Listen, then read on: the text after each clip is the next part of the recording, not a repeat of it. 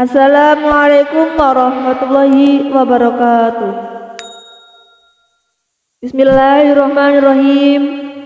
Alhamdulillahirabbil alamin. Wassalatu wassalamu ala asrofil anbiya'i wal mursalin Sayyidina Muhammadin wa ala alihi wa sahbihi ajma'in. Amma ba'du.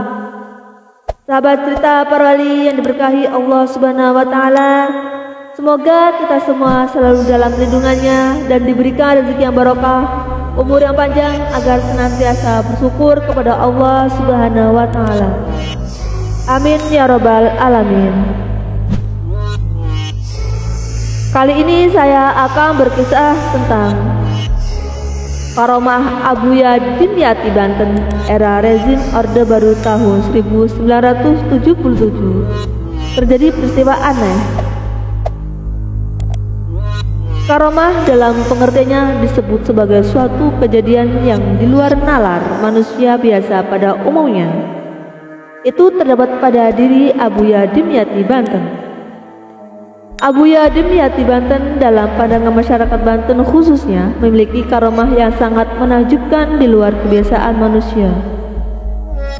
Bagian dari anugerah Gusti Allah Subhanahu wa taala sehingga masyarakat kerap kali menyebutnya sebagai waliullah kepada diri Abuya Dimyati Banten. Abuya Dimyati dengan nama lengkap Kyai Haji Muhammad Dimyati yang lahir di Banten sekitar tahun 1925 dari pasangan Abuya Amin dan Nyai Rukyah. Berikut adalah ulasan menarik mengenai karomah yang dimiliki Abuya Dimyati Banten di era rezim Orde Baru sekitar tahun 1977. Menjelang pemilu 1977, Abuya Dimyati menyampaikan kepada masyarakat bahwa Golkar bukanlah pemerintah. Golkar sama halnya dengan partai lain yang sama-sama peserta pemilu 1977, kata Abuya Dimyati Banten. Hal ini beliau tuturkan hanya untuk menjernihkan suasana bahwa masyarakat berhak menentukan pilihannya masing-masing. Sebab masyarakat kala itu berpikiran bahwa Golkar adalah pemerintah. Semuanya bermula dari kedilemaan masyarakat dalam menentukan pilihan. Membahas soal karomah yang dimiliki Abuya Dimyati di Dahu Banten pada era Orde Baru. Masyarakat yang telah memandang kearifan dan keulamaan Abuya Dimyati Banten memang selalu mengadu dan bertanya kepada beliau.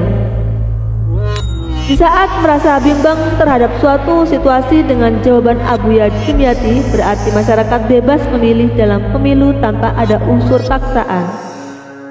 Namun jawaban dan pernyataan Abuya Dimyati dianggap sebagai bentuk menentang pemerintahan. Abuya Dimyati diproses dan ditangkap di kediamannya pada 14 Maret 1977.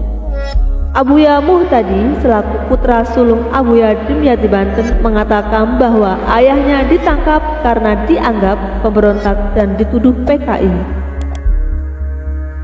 Kemudian pihak keluarga menerima kabar bahwa Pengadilan Negeri Pandeglang memvonis Abuya Dimyati dengan hukuman penjara selama 6 bulan. Sidang itu berlangsung tanpa adanya saksi dan pengacara setelah kabar itu menyebar para santri masyarakat hingga jawara Banten berkumpul di jalan utama kota Pandeglang. Tak ada kendaraan lewat, jalan diblokir, massa telah siap menyerbu penjara Pandeglang dekat alun-alun kota untuk membebaskan Abuya Dimyati. Pandeglang berubah menjadi mencekam. Kabar tentang upaya pembebasannya itu pun sampai di telinga Abuya Dimyati, lalu beliau menulis surat untuk disampaikan kepada Abuya Murtado, salah satu putra Abuya Dimyati. Beliau meminta agar Abuya Murtado meneruskan surat itu kepada Jaro Kamit dan Ahmad Walu, dua tokoh jawara besar di Banten kala itu. Dalam surat yang dibuatnya, Abuya Dimyati berpesan, "Saya di penjara sudah tenang, jangan mengadakan tindakan apapun." Membaca surat itu, kedua jawara tersebut sempat kecewa, namun mereka tetap menghormati keputusan Abuya Dimyati.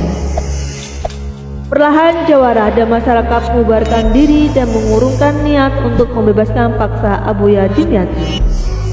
Pandeglang berangsur tenang. 4 bulan berlalu, keluarga terus berusaha mengeluarkan Abuya Dimyati. Namun beliau selalu menolak siapapun yang ingin membebaskannya. Saya tidak mau mengkhianati pemerintah. Ini kan sudah keputusan hakim selama 6 bulan. Kenapa baru 4 bulan saya sudah disuruh keluar? Kata Abuya Dimyati.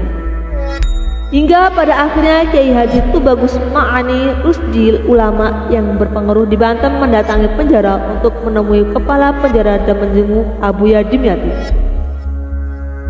Kepala penjara mengatakan syarat pembebasan Abuya Dimyati ialah dengan membayar uang tebusan. Kemudian Kiai Haji Tubagus Ma'ani Rusdi meminta perkenan Abuya Dimyati agar mau dibebaskan olehnya. Namun lagi-lagi Abuya Dimyati tidak mau dibebaskan. Di sisi lain, pihak keluarga terus mengharapkan pembebasan Abuya Dimyati.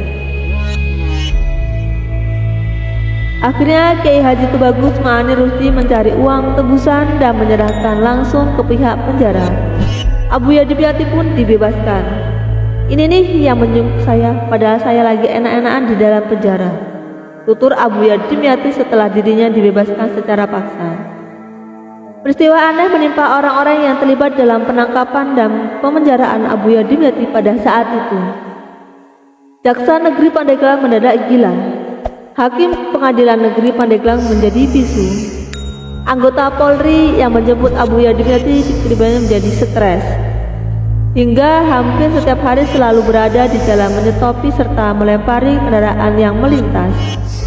Terbukti bahwa bagi seorang arif billah akan selalu berada dalam lindungan Allah Subhanahu wa Ta'ala di setiap langkah-langkahnya. Itulah kisah yang membahas era Orde Baru, peranannya seorang waliullah asal Banten yaitu Syekhuna Abuya Dimyati Cidahu. Wallahu a'lam bishawab. Wassalamualaikum warahmatullahi wabarakatuh.